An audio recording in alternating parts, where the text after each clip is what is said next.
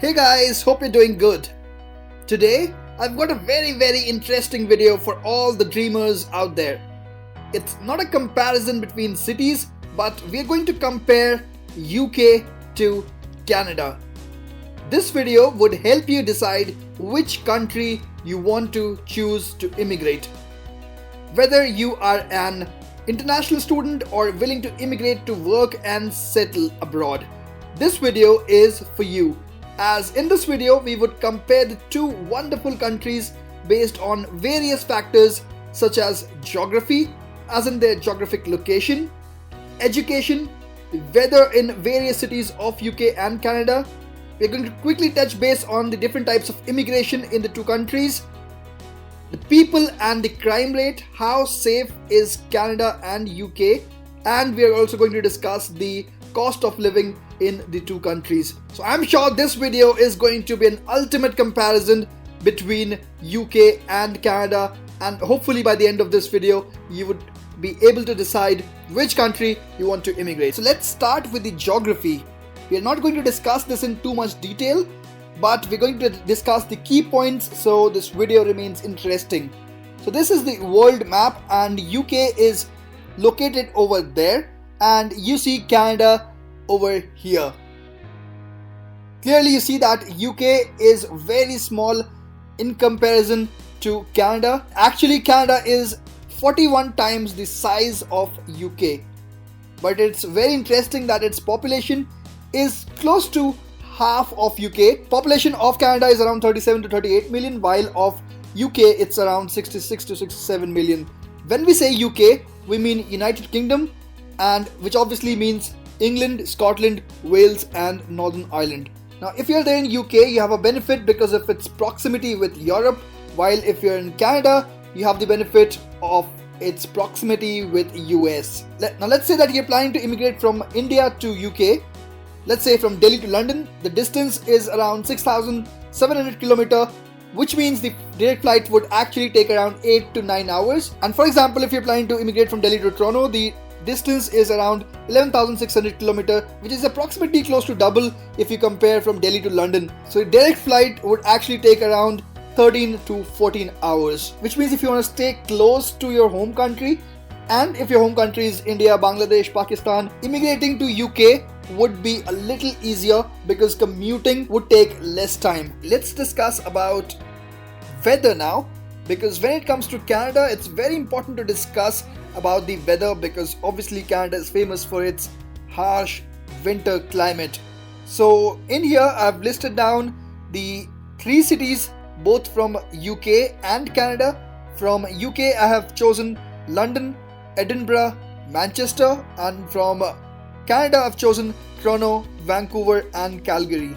We'll discuss the minimum temperatures in the month of January and February and the maximum temperatures in the months of June and July, so we can get to understand about the winter and the summer weather as well. Now temperatures that I'm going to list down are from 2020 itself. So in the month of January and February, the minimum temperature in London was -2 degrees, in Edinburgh was -4, in Manchester was -2 degrees. When we talk about Toronto, it was -18 degrees. Then in Vancouver it was -8, and in Calgary it was -32 degrees. Obviously these would be the climates during the night time, maybe during midnight or so. Talking about summers, in London the maximum temperature goes around 33 degrees Celsius, in Edinburgh around 27 degrees Celsius, Manchester around 29 degrees Celsius, in Toronto around 35 degrees Celsius, Vancouver around 30 degrees Celsius, and in Calgary around 28 degrees Celsius. So overall we can say that obviously Canada is much more colder in the months of January and February. It is also a lot warmer in the months of June and July. Please notice that transition in London. You can see from -2 to 33 degrees. In Toronto it was from -18 to 35 degrees. So when you come to the Canadian cities, in the first few months it might be a little difficult for you to adapt, while in UK it is a lot easier. Okay, now let's discuss about the immigration programs. Of course, if you don't know how to immigrate, then all of this video would not make much sense. So both UK and Canada have got different immigration programs for different kinds of people. So let's say that if you are a student, then both of these countries actually offer you student visas.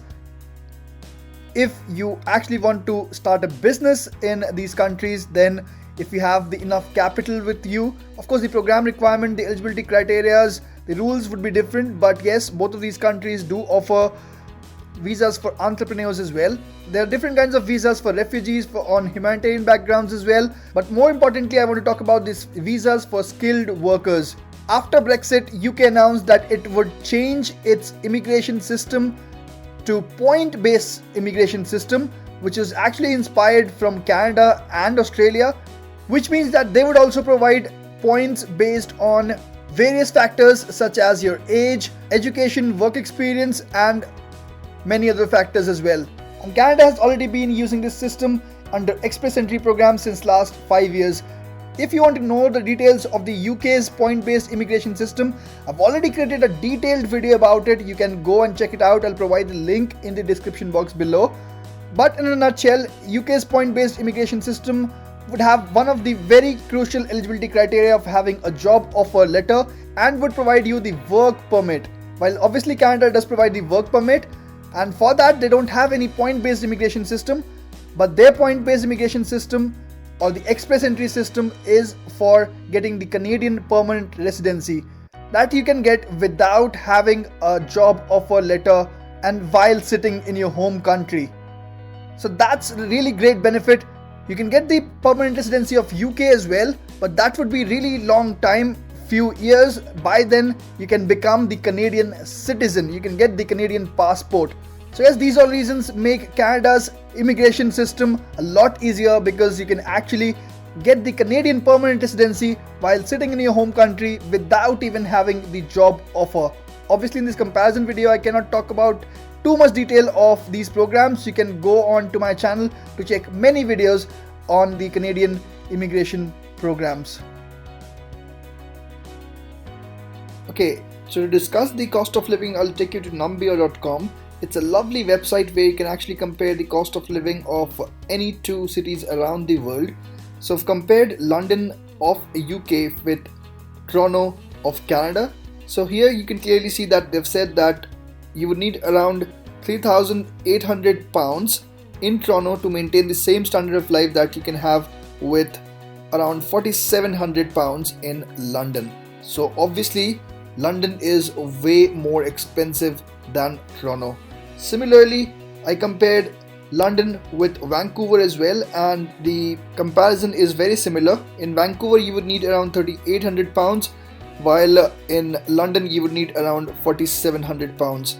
Similarly, compared other cities as well, so you would see that between Manchester and Montreal as well, Manchester is more expensive. In Montreal you would need to spend around £3,000, while in Manchester you would need to spend around £3,200 for the same standard of life. One last comparison I did for Edinburgh and Edmonton.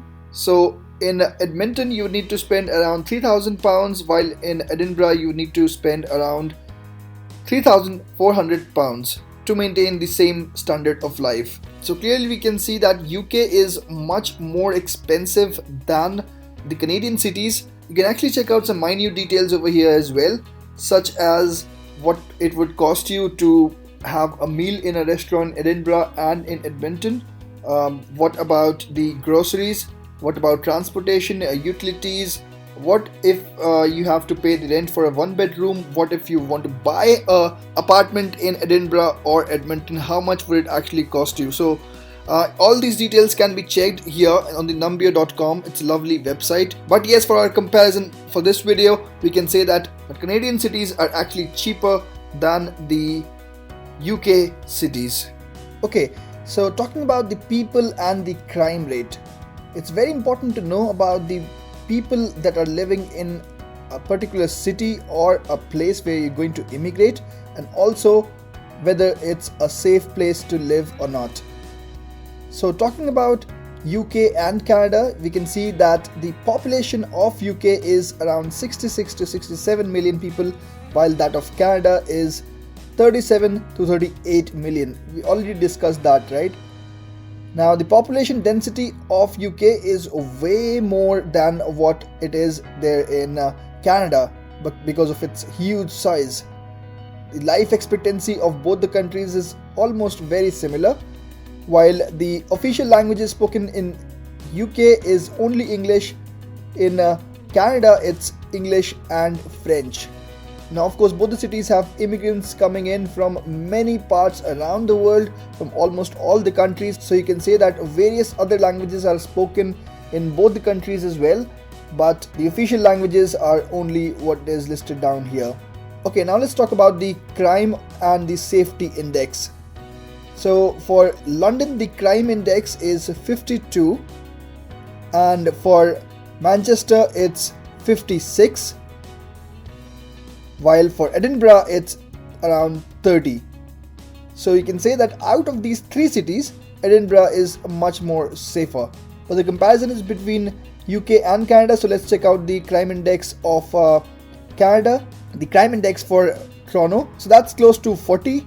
For Vancouver it's close to 36, and for Montreal it's only 29. So you can say that out of these 6 cities mentioned here, Montreal is the safest place. But yes, overall if you compare the UK cities from the Canadian cities, then you can say that Canada is much more safer, at least looking from these 6 cities out there. Okay, now let's compare the education of both the countries. We will talk both about the elementary education and higher education.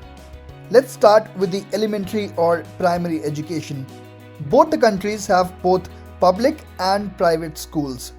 When we immigrate from a country to UK or Canada, we want to know if our children would be able to get admissions in the primary schools. As a parent, we are always worried about it. The good news is that if you immigrate to UK, your children would get free education in public schools if you land there as an international worker. Your kids will get free education in public schools whether you land in the country on a work permit or as a permanent resident. Talking about the higher education, this section must be interesting for those international students who are willing to study abroad. Of course, both the countries have quality education. Both of them provide world-class education and have well-established position among the world's leading study destinations. Studying in colleges or universities of either of the countries, you'll have the opportunity to encounter vastly different cultural and natural experiences. But comparing the number of colleges of universities in the top 100, we find that UK has 18 institutions in that list, namely University of Oxford, University of Cambridge, Imperial College London, University College London, University of Edinburgh, and all of those which are listed out here.